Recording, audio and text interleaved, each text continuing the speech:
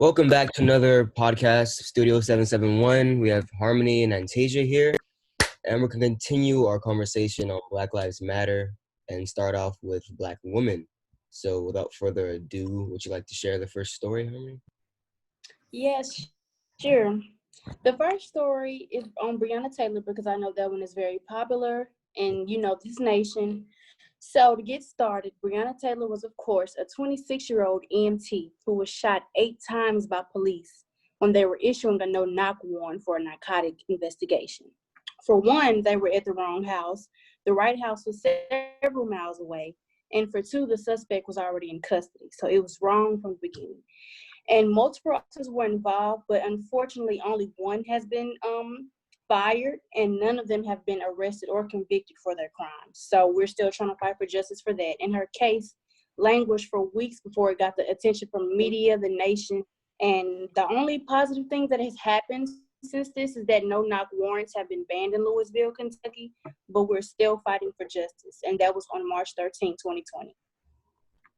Wow, I don't even know where to start, to be honest, because well, I want to start first by saying I feel like Black Lives Matter is pretty like male oriented and like directed, and so we've seen justice for George Floyd and Ahmaud Arbery and all these other people, but for some reason Breonna Taylor's been on the back burner. I don't understand that, and I don't know why I thought she was a cop. I didn't know she was a paramedic. I thought she was a cop too, and then they came to her house. I was like, why would they shoot another cop? I was confused about that. That's even more heartbreaking. I mean, Yes. how do you guys And feel? she was an expiring nurse. That's ridiculous, man. I just don't understand, like, how are you a cop and y'all don't know the suspect is already in custody? Right. Like, how did y'all leave the station, go to her house, kill her, and not know, like, oh, they already have this person? Why were y'all still, like, sent out to do this if y'all already caught the person previously? Right, and the wrong house at that. Yeah, like, that doesn't sit right with me. Like, how do you leave your station knowing y'all already caught the suspect and then go to the wrong house at that, where it's nowhere close to where you were supposed to be going? Right. Yes, and it was reported. Yes, it was some type of narcotic investigation, and they said that it was reported that on the report that they said it was no injuries, but obviously she was shot 8 times. Right. So for one, how was it no injuries when she was shot 8 times? And if it's a narcotic thing, it's not deadly. Like, why? Right. It was another part of the story. It was another part of the story because her boyfriend was at her home with her, and they issued a no-knock warrant. So they were just trying to break into her house. So Breonna and her boyfriend assumed, okay, somebody's trying to break into the house. Right. And so they asked multiple times, who is it? Who is it? And they did not say one time that it was police. And even the boyfriend said himself, if they would have just said that it's the police, we would have just opened up the door and we would have handled the issue. Yeah, and they were just in their uniforms either, because they were like low key with it. I'm just like, from there, that should have been. Then again, I don't think they're that smart to even think of that. Like, why would you, for one, do a no-knock warrant or whatever, break into someone's house, not even have on a uniform? Right. If somebody's banging on my door and breaks down my door, I'm gonna react. Right. Like, you're not about to just break into my house. If you had on your police uniform, I'm be like, okay, let me just chill out and come back. Like, chill out. But no, they didn't even have on uniforms. They just look like white men breaking into somebody's house, like being all aggressive. It was at night too, right? Yeah, at night. Yeah. Oh my God. She was sleeping her. They tried to charge him because out of self-defense, I think he ended up shooting one of the police officers in the leg, but that was only because people were you hear multiple gunshots, right? You hear multiple gunshots, so you're like, okay, let me defend my girl and myself. Right. But I'm glad that they, dropped the charges and released him out of jail later. But, that's just very interesting to me.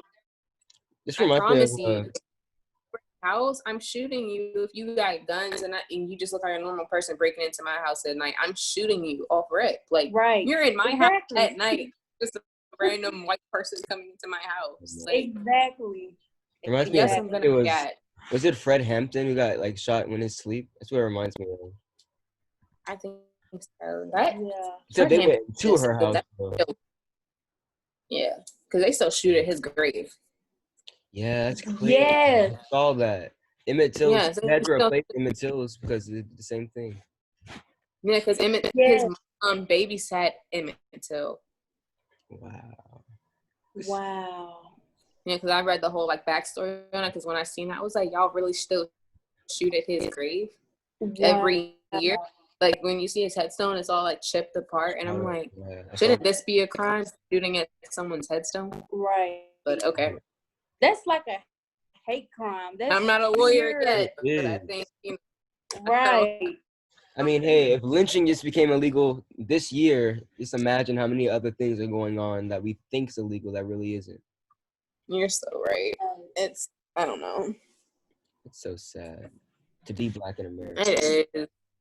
But let's continue with this conversation about Black women in general, because I want to get you two's perspective on it, because I'm a man. I really don't understand. How do you guys feel when you see that only Black men are the subject of these conversations? To me, it's very offensive to me. I know that some people don't really try to, but again, I'm very offended because I feel like as Black women, we're the most disrespected already, you know, in the entire nation. So I just feel like us as Black women are already swept under the rug. So you're trying to sweep us being victimized as police too. And it kind of hurts because I feel like us as a Black community, like I said, you know, not everybody does it purposefully, but it is some people that, you know, oh, they'll be okay. Like, no, we need protection. We need to be safe. You know, y'all need to recognize our problems, you know, especially when Black women are always on the front line, especially when it comes to our Black men. We're the main ones fighting. We're always trying to make sure that they're safe. We go the long haul, and it's like a slap in the face, if you ask me. Very offensive. Yeah, I feel the same way because I don't know why it's this way, but I feel like a lot of people just think, like, of course, Black women are strong, but I just feel like they come across like you said, like, oh, they'll be fine. Mm-hmm. Like in their heads, they just think like, oh, she's fine. Like they'll be okay. Like no, yes, we're badass and yes, we're strong, but we're still like just like y'all. We're like 10 times more, like you said, like disrespected. Like for one, we're Black. That's already like one thing against us, and then two, we're women. Right. That's like two things right there that just like, of course, being a Black man is tough, like 100%. But being as though we're a woman at that and we're Black, it's like we got it twice as hard. Right. That's true. And with the whole feminism thing and having to choose, either you're gonna like fight for your right as a woman or you're gonna fight for your rights as being Black. It's like a sacrifice. Which way you're gonna go? And I fight for both. A lot of people say that they're womanists rather feminists because they feel that feminism is very like white power as well. So I'm not really sure. True. I can see that because I've never really followed the feminist movement because I've never really seen it clear because I did look really just white dominated and it was just like, okay. Like I just brushed the but I don't know, I just feel like Black women, we don't get the credit we deserve on like so because I feel like you said, homie, we really do come behind our Black men 100%. Like Black moms, they don't play. Right. Exactly. From a mother, I understand. She doesn't play games at all. Right. Hey, like we don't care the mistakes that Black men make, our kids make, anything. Like we're behind everyone, like our men, our Black people 100%. But yet we'll be like, you know, first disrespected in any situation, which is sad, but I feel like it's getting better in a way. Like not saying like it's still not bad, but I feel like it's grown to be better because there has been like people vocal about it. But we got some time to go. That's true.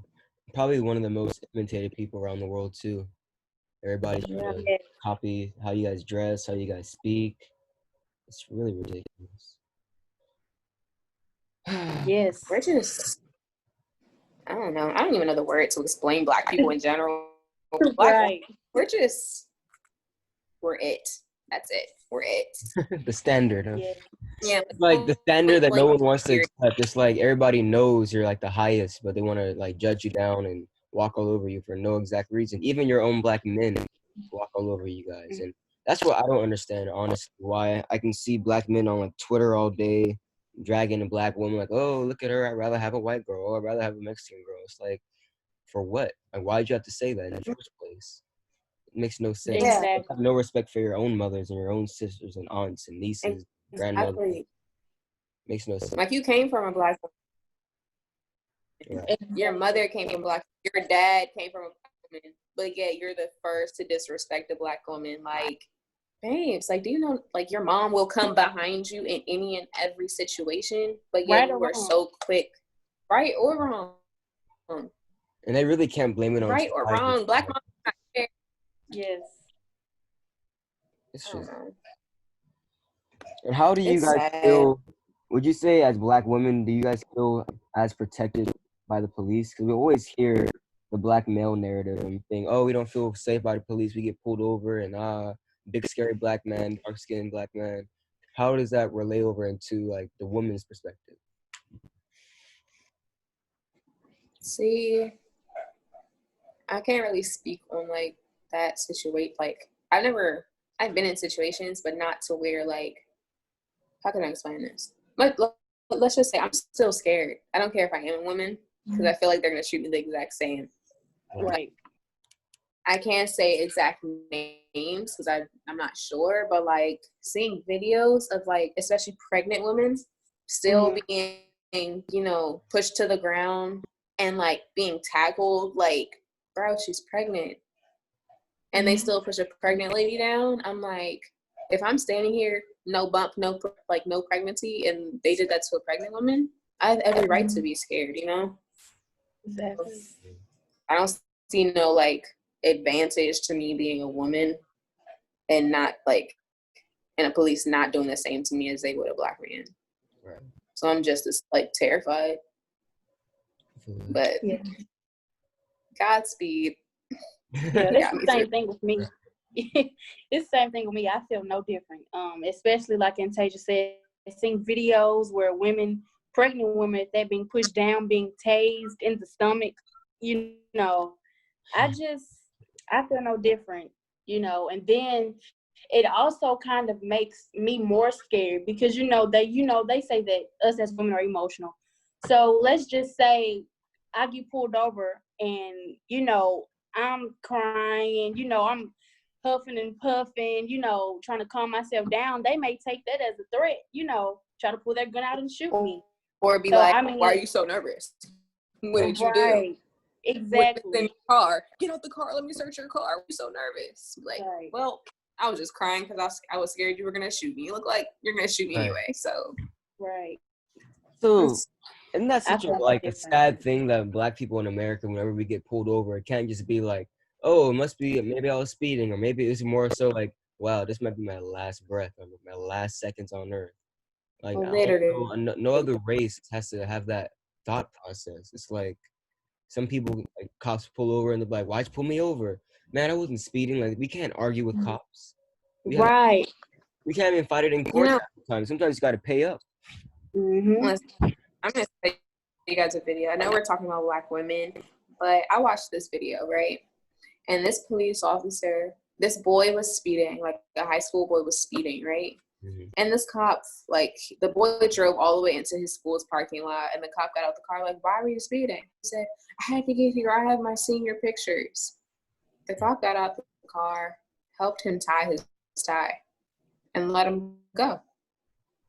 Even though he was speeding.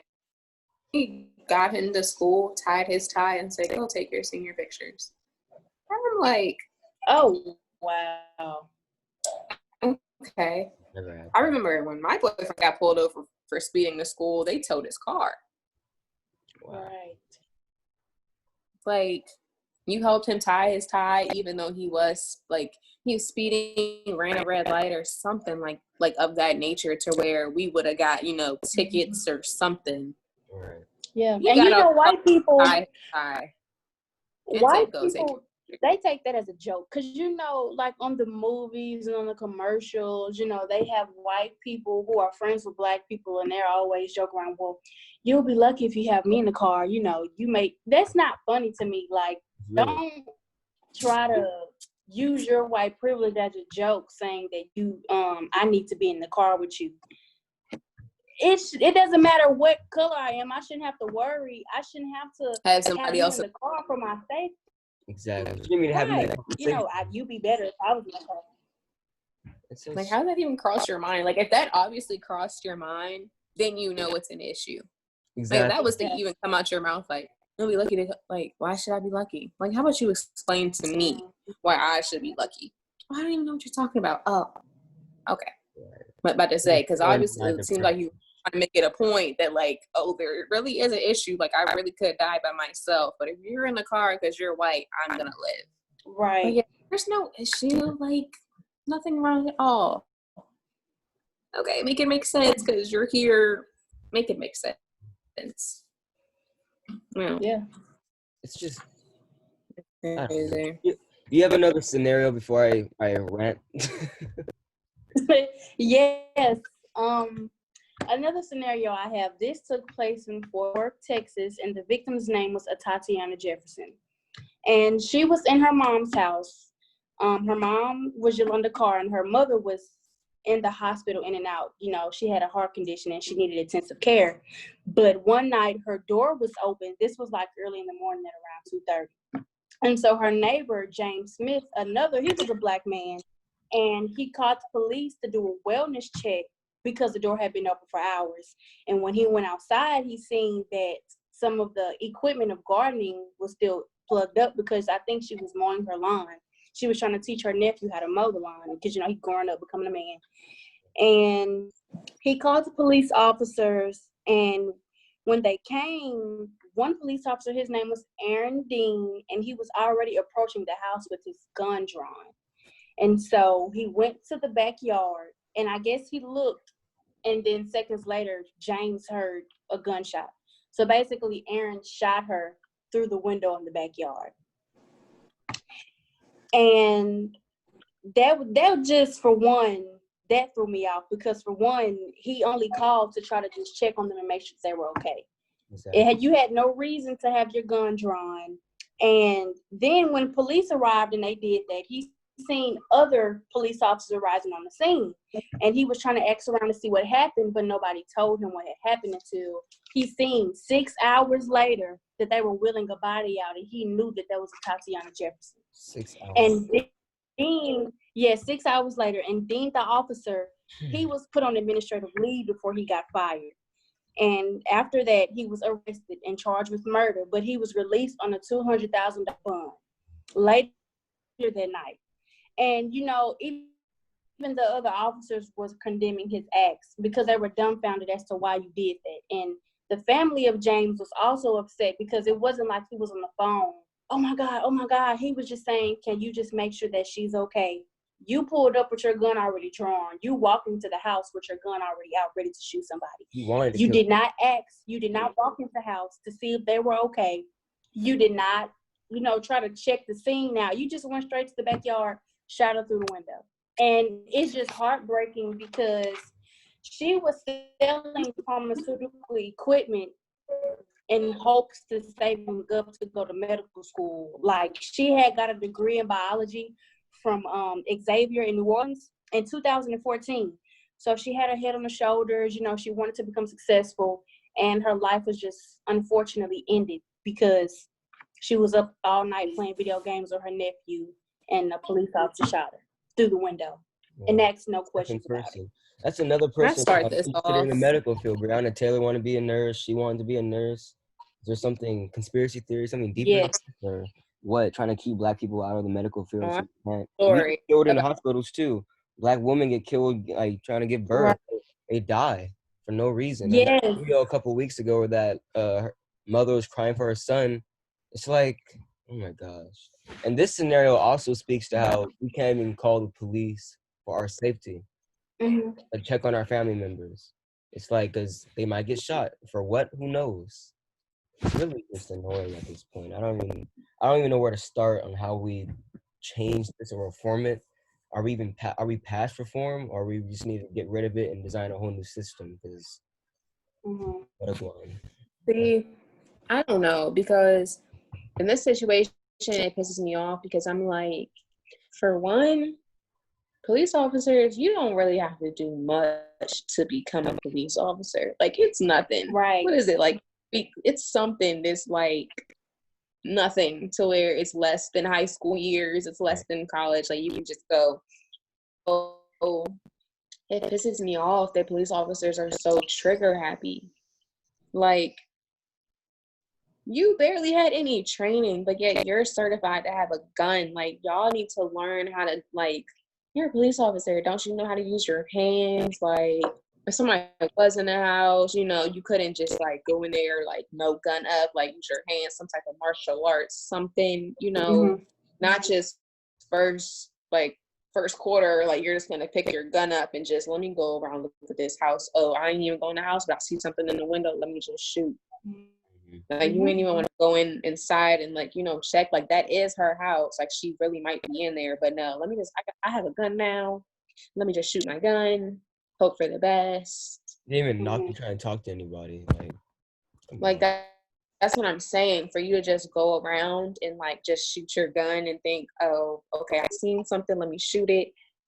That is her house. She really might just be in there and left her door open. Like, I don't think, like, police training, I don't think they really go through people's whole, like, mental stability and, like, how, like, good they are with their minds. Like, lawyers, you gotta go through logic and all this other stuff. Police officers, do you not do that? Like, test someone's logic to, like, really just think of scenarios. To be honest, so y'all could know the law, since y'all want to enforce it, like, and be, you know, front lines of it. But do y'all not think of scenarios like, oh, she might be in the house, she really might have just left her door open, let me just ease in slowly. But no, I want to go around the backyard, I'll look through the window, if I see somebody move, I'm gonna shoot, period. I'm done. It's sad. Just imagine you're in your own house, you think you're safe in your house, just going about your business, and the next thing you know, you just drop dead. Probably you can't even register what happened, probably. So, like, personally, I'm not to say that I'm mad at the neighbor. Like, I completely understand where he's coming from because her door was open. He was worried. But personally, like, I understand you're supposed to call the cops and if you need help.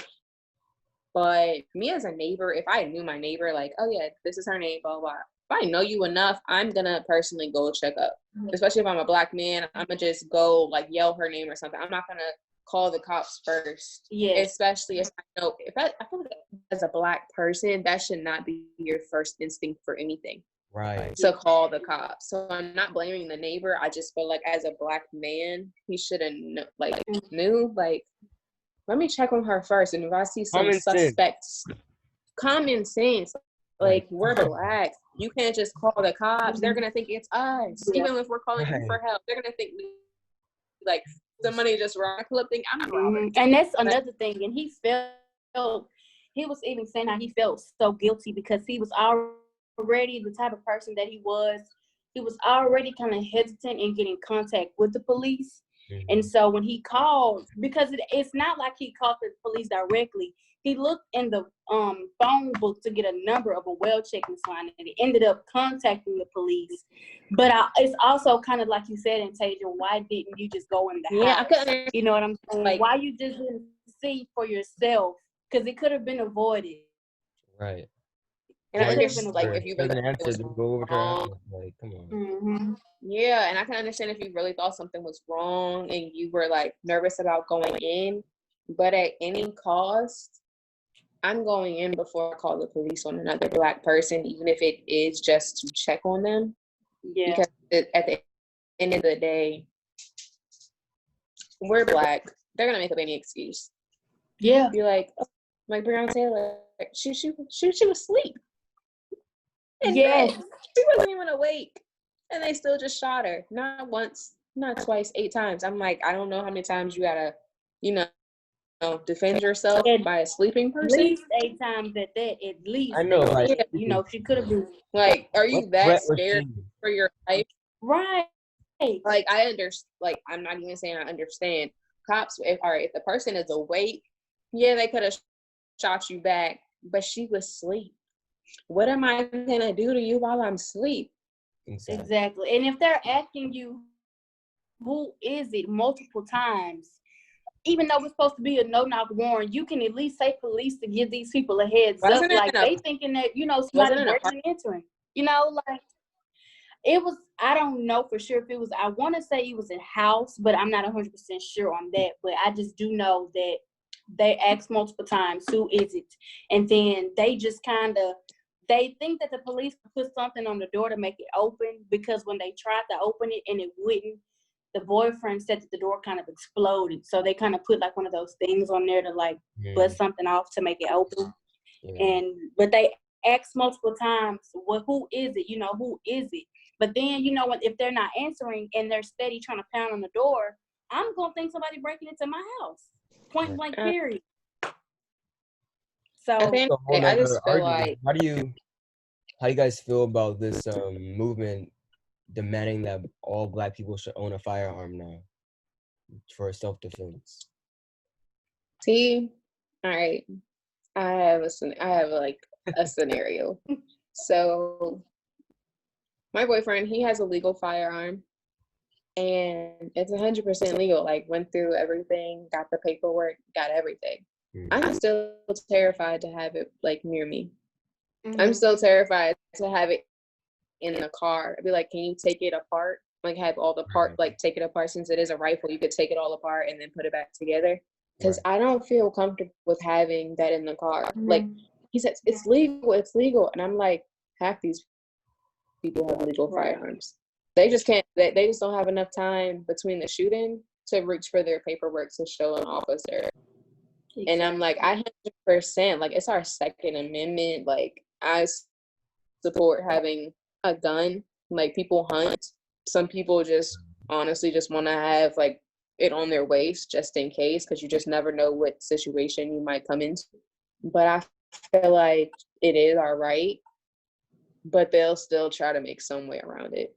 That's they're probably like, oh, he was threatening me. Oh my God, something stupid. Yeah, they're gonna find a loophole.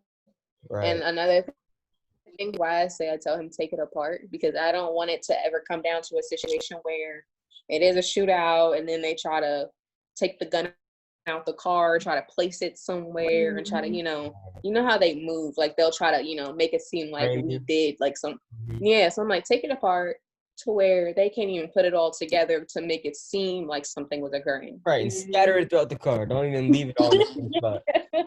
Because, like, I understand, like, it is the right, like, it is Second Amendment, you got the paperwork, but they're gonna try any and everything at the end of the day. That's true. So, I don't know how I feel about it, because I'm not against guns, but I really am just a pacifist in like the highest degree. I really don't believe in violence, but I've been thinking these past couple of weeks, like, dang, even though I don't believe in it, and even though I would never want to shoot a thing, animal or human, it's like, as a Black man, it's like survival right now. It's like, if I don't have a firearm, what do I just get shot defenseless? Like, what? It's like a two-sided coin. Either I have the gun and I'm threatening to police or anybody, even like a KKK mob pull up on me, or I don't have it, I'm defenseless and I get shot anyways. Like, regardless, we're gonna get hurt. It sounds like. I don't know. How do you feel, Harmony? I, like you said, it's kind of half and half for me. I feel like the police are going to, like I said, find a loophole. They're going to say that they have reasoning for doing anything, harming us. But I also feel like we need something. Like, I guess that's speaking from, me being almost 20, over the years, seeing that so many of us are just so defenseless. But I'm kind of like you, Charles. I really don't feel like going to a gun is just the thing that you need to do. But I just feel like at some point we need to do something.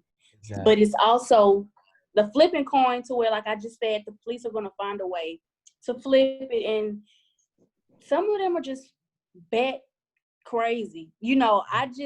So it's kind of like a never ending going back and forth in my head. Like, we're defenseless, but it's kind of a never-ending game when it comes to losing for us. They're gonna find something to say. It's like I'd rather be prepared than not be prepared. It's like I'm a history nerd. I'm a history nerd, and it's like I think it was like the early 30s or 40s. Italy invaded Ethiopia, and Ethiopia had no weapons at all. They were just this like little nation, never got conquered, so they were just living out their lives traditionally, and they got invaded by Italy. And so when Ethiopia eventually won, the emperor at the time was like, you know what? I think we should get guns now, just in case they try to pull this again. That's how I kind of feel now. It's like, why be defenseless? Maybe I won't have it in the car with me, but maybe if I did get a firearm, I'd have it at home or have it somewhere wherever I'm living or nearby, but maybe not in my car or on my person, because in my car, they see my wallet and they think it's a gun. So why have an actual gun in my car? So maybe if Black people had firearms and just left them at home so they can defend their households, maybe. Because we hear stories like Breonna Taylor. We hear stories like the boy in San Francisco, Fred Hampton, all these stories of people who get shot in their sleep or get shot just in their backyards or wherever. I'm not sure. Yeah. Because I actually had this conversation earlier, because I'm not sure if you guys know who Jeff Rogan is. He has his own podcast on YouTube, and he has like any topic that you could honestly think of, he has someone that he discusses it with. Yes, literally. And earlier, well, I'm not sure how recent it was, but earlier I was watching the video, and he has, I forgot his name. It's a Black man. He's an NRA member, which I was just like, okay, because I get it, pro Second Amendment. But he said, I was like, I wonder why, like, I wonder how he feels as though, like, when he gets pulled over. So he said he was saying how he's pro police. He always has his gun on him because, like I said, he is an NRA member. He goes to the range all the time. He always has the guns. And I'm like, since he's so pro police, like, does he ever come into a situation where he gets pulled over and like multiple firearms in his car? He says before that, like, he has it to where before the cop can even make it to his car, he already has everything out the window. Like, he keeps his paperwork that close and his license, because he has a permit to carry too, like on his waist, and then some, like, I guess somewhere else in the car. But he has it to where, like, he could just take it like from like 0.25 seconds to be like, it's already out the car. And I feel like as a like Black people, I feel like if we have permit to carry or licensed firearms, I feel like that should be something that we should like try. Like have it to where we don't have to go all the way in our glove box to reach over and give it like a suspicious vibe to get all of our stuff out. I'm like, if I have a gun in the car, I'm having my paperwork right here, like right on my lap like, as I'm driving. Right. Yeah, like, I get like the glove department is like, you know, kind of arm's reach, but I want it to where, like he said, he has it already out the window before they even make it to the car, or not even like out the window, but right here. So when they pull up, that's all they see, like permit to carry. Like scary too. Oh, what are you getting over there? What are you getting over there? Right. You know, like don't even give them an option to think you're grabbing something else. That's still scary to me, because it's like you can do that, and then you have those crazy cops who are like, keep your hands inside the vehicle, put your hands on your steering wheel. Exactly. I just like it's like, I wouldn't want to roll down my window, to be honest. They have to break my window because I'm scared. I've been paralyzed before with the cop trying to talk to me. I was like, sorry. Right. I'm stopping, dude. It's like I had a friend and he was telling me how he got pulled over one time and he had his hands like on the steering wheel. And so this cop in particular was pretty laid back. So he was telling him, you know, you can remove your hands. He was like, I'm keeping them right here because you ain't going to try to say anything. But that would be me. I'm going to have my automatic window thing just like this. It's rolling down. It's going. It's going. I'm going to crack it a little bit. You cannot drag me out this car or nothing. It'll be cracked so you can hear me. Like, I can hear you. Like, I can hear you, so I know you can hear me. My hands are right here. Do you see them? They have white spots on my hands. I know you see them, okay? Yeah. But better yet, I'm going to have the back seat window, passenger window rolled down, not mine, because I don't want to do it. None of it. Yeah, no. It's scary. But I just say, like, anyone who is, like, pro Second Amendment, like, if you do carry a weapon on you, and it is registered, don't hide your paperwork in your car. Like, don't have it somewhere where you gotta search for it. You know, because you just never know. Like, have it close to you, because yes, it is legal. Yes, it is registered. Yes, you went the right way about getting it. They're not gonna they're not gonna care either way. Like, some will just be like, okay, you're good, but some you just never know. So just it's better to be safe than sorry. Not like, because now you're being pressed that you have your paperwork just out laying there. Like, no, you're being safe. So I'd rather have it. My wallet right next to me in a little, I don't even know what it's called, not a cup holder, but it's a little holder. I just put my wallet there and I just go on. I used to have it in my pocket until I realized, you know what, it's not a good idea, because if I gotta reach in my pocket, they might think I'm getting something. So I don't even carry my wallet anymore. I honestly just have my license and my phone. Yeah. They like, it's right here, sitting right there. Look at it. So, because I don't want to have to search for anything. I just want it to be as easy as possible. Like, I don't want to have to be sitting there searching for something, being there any longer than I have to be. So it's right there. Take it. Take the whole phone if you need to. Yeah. Take the car. I'll walk home. Yeah. Honestly. Close off my back. Take it, my name, whatever you need. But you can't take my life. That's the one thing I can't have. It's my life. I'm sorry. Yeah, and that, like, that's why I'm going to law school, because I don't know if y'all ever seen that video of the Florida state attorney getting pulled over. I want my name to hold that weight. Okay, I want my name to hold that weight. Like, who are you? Exactly. Oh yeah. I just had your sergeant last night. Right. Look me up, okay? Yeah. Right. Like, you're about to tell me something that, yeah, like. Right. I don't want people to, like, try to make up laws and tell me I'm doing something wrong. Right. Exactly. Like, I went to they'll school try to mix it around and all of that. Yeah, like, I went to school for 3 years. You went to school for 8 weeks. Exactly. In most nations, their police officers have to be in training way longer than ours. Like, please make it sense. You learn how to shoot a gun. I actually learned the law. Right. I'm learning it. But back and forth so, it's ridiculous. Literally. Do you happen to have any scenarios on Black trans women, Harmony? Or no? No, not any Black trans women.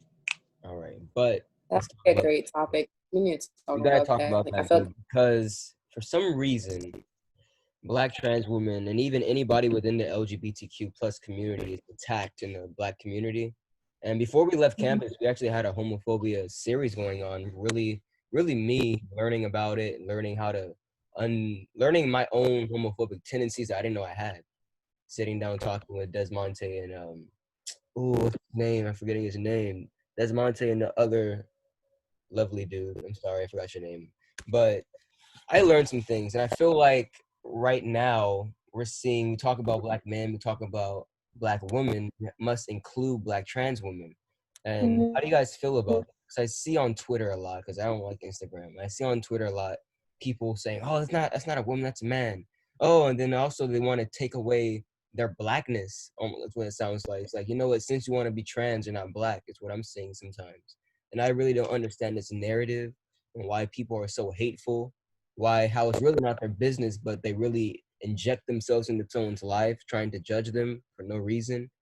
And I don't know. How do you guys? What do you guys feel is the best possible way we can get over this hurdle? And how do you feel we can start being more inclusive to people? All right. So this topic, I wouldn't say it's hard. I just personally, I honestly haven't looked too much into that area. I don't know any trans people. I personally try to stay out of business that's not mine. Okay? Like, I just let people be people. Right. Like, it's not my place I'm not even all the way put together. So how can I come as a person who's not all the way put together, come as you as a person that's trying to figure themselves out when I'm in the same spot? Like, how can I come to judge you or tell you how to go about your life?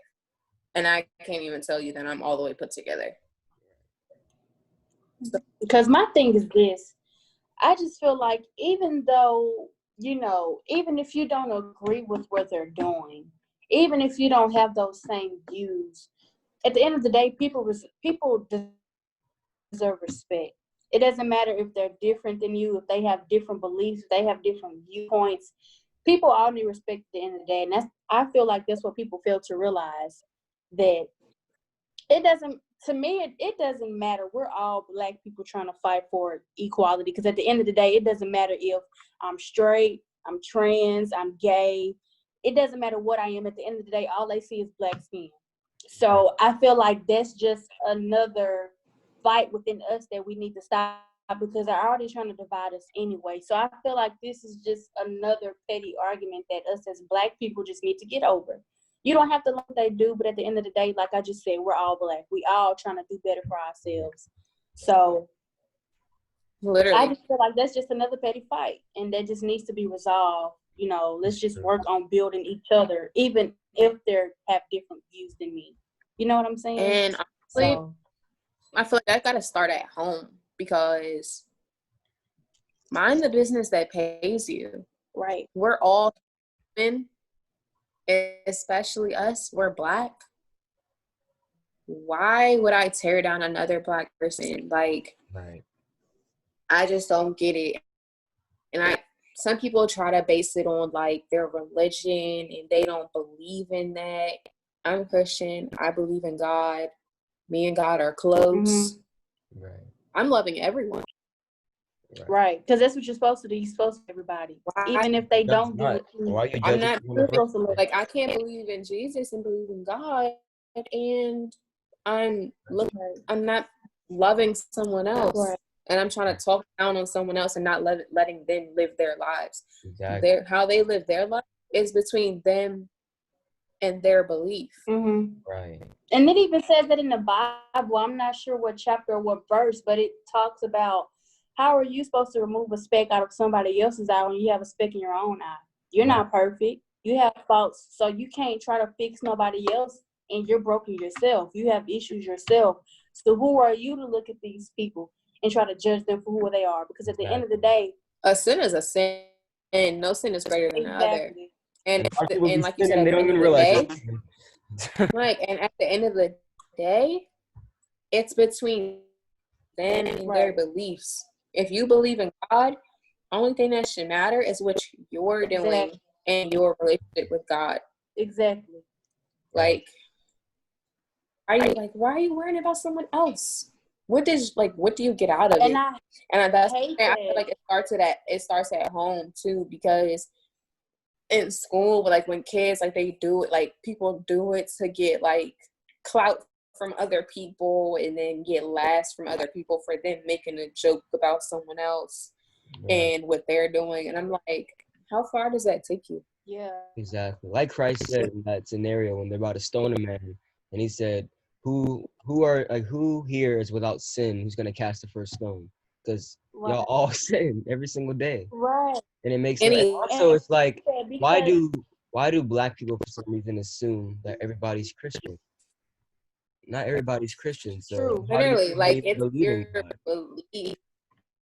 That's what I'm saying. So it's like whatever they believe in, that's them. And whatever they do, that has nothing to do with you at all. That's also another topic that I hate, because, you know, a lot of people kind of make it seem like all Christians are judgmental. And I hate that, because the one that are, they kind of ruin it for everybody. And, you know, they kind of strays people away. And I hate that.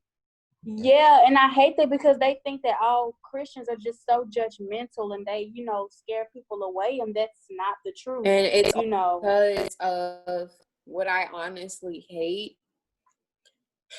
Okay, I personally, yes, I believe in God, but I believe in God because I grew up having to go to church, and then my mom telling me, make sure you pray tonight. My grandma, make sure you pray this day.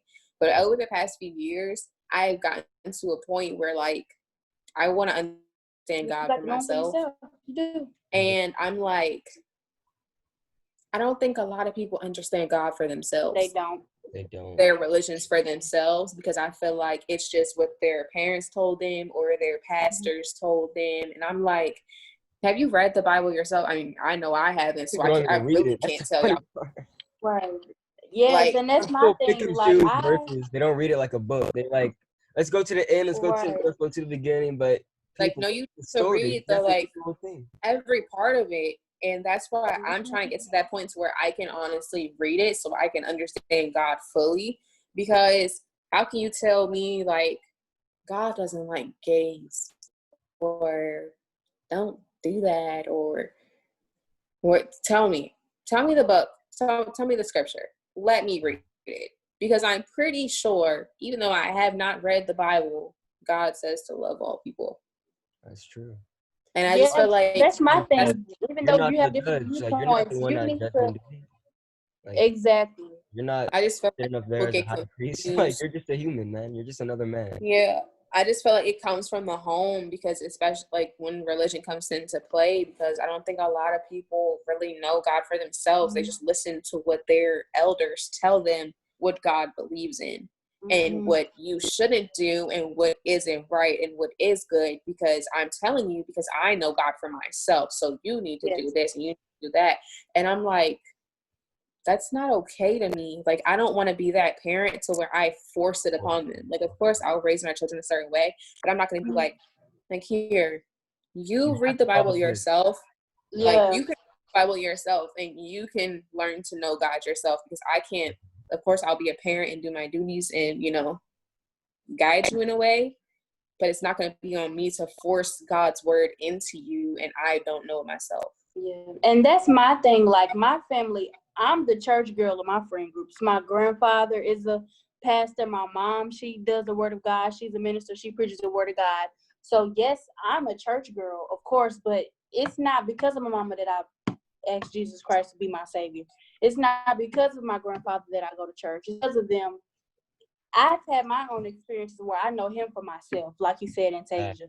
So it's not, you know, so a lot of people say that, you know, oh, well, they force it. I'm that girl, you know, I'm a preacher's kid. I'm PK, whatever you want to call it, but it's not because of them that I know God for myself. I've tried him, you know. I'm not trying to preach on here to y'all, but yeah, I know him for myself. So I kind of hate when people say that. So I agree with Antasia wholeheartedly. You do have to get to know him for yourself. Yeah, I just don't like when people try to be like, being gay isn't right. Being, you know, you can't be a lesbian. You can't be gay. Like, why do they want to be a woman? God made you the way you are. You talk to God about you and God. Right. Their business. They know the way they are, so that's obviously why they're doing what they're doing. So who are you? Yeah, and I'm like, what they believe in is what they believe in. If they believe in God, they believe in God. And if they do and they're still gay, that's between them and God. Because some of y'all still drinking wine, some of y'all still be sleeping with married people, y'all some of y'all still be lying, some of y'all curse, right? You don't go to church on Sunday, you don't keep the Sabbath, but you want to judge gay people. You're doing things that God probably sees as a bigger sin. You might watch porn. Exactly. Even if you're even if you're celibate or virgin, you might watch porn. You cursed last night. Oh, you just smoked some weed. You just got Saturday going to a party. Exactly. Baby, a sin is a sin. No sin is greater than the next. Yes. Exactly. Everybody needs to just worry about themselves, and just as long as they're showing love to others, you know, you shouldn't worry about what everybody else is doing. Worry about yourself, because that's probably why you have issues, because you're too busy worrying about other people's issues. Exactly. And on that note, I gotta say this is a very constructive podcast. We learned a lot. Can you say their names one more time? Breonna Taylor and I forgot the other person's name. Breonna Taylor, Tatiana Jefferson, and the last one. Did I only do two? Yeah. I forgot her name. Let's say her name, the last person. Tatiana Jefferson. No, it's another one. She just recently passed. She was the one who got killed. Owen. She spoke out. Yeah. Owen. Oh, Yosin. Her last name is Yosin, I think. The one, the actor. Yes, the activist that just spoke up about sexual assault, sexual harassment. Yes, I I want wanted to to say get her last name was Yosin, and I think her first name started with an O. It did. I Yeah, can't it was like pronounce it. I don't. Oya Toyin. Yeah, Toyin. They called her Oitoyen. I don't Toyin want. as a nickname. Yeah, I didn't want to butcher her name, but her story was also sad because Yes. she actually reached out for help And a and black F her man too. family. Yeah, And a black forget her man family too. for trying to come up on this situation, trying to make money from it, and they didn't want to help her in the first place. So Yeah, That's just so sad, man. that's sickening. It is. Oh, What really gets me is that a black man is the one who killed her too. And like the timing of this all. And that's why we have yes, this conversation today, trying to get your perspectives, because black men are not protecting and they are not honoring black women. Every other race honors and protects their women. How can we expect respect from the other races of the world if we do not honor and uphold the woman who birthed us? It makes no and they don't get that. They will scream Black Lives Matter and then go home and beat their wife yes, and then curse their mother out. Exactly. And not honor And them. then like Send their grandparents to a home and turn a blind eye type thing. yes. I don't get it because for one, if you beat your wife, you're Another sin. But Coward. I Right. don't get it because Our child. you can't. They're already killing our race. Why do you want to damage it from within? Exactly. Divided and rule is their only plan, my friends. And they're doing it effectively because we're doing it for ourselves half the time. Sadly. But they don't want to accept it. But yeah, that's true. It's sad. We'll continue this I'll speak next my Wednesday. We'll continue this conversation next Wednesday. This was Studio 771 with Charles Barjon and Tasia and Harmony. Thank you guys for joining this podcast, and I'll see you guys next week. Hi, guys. Bye.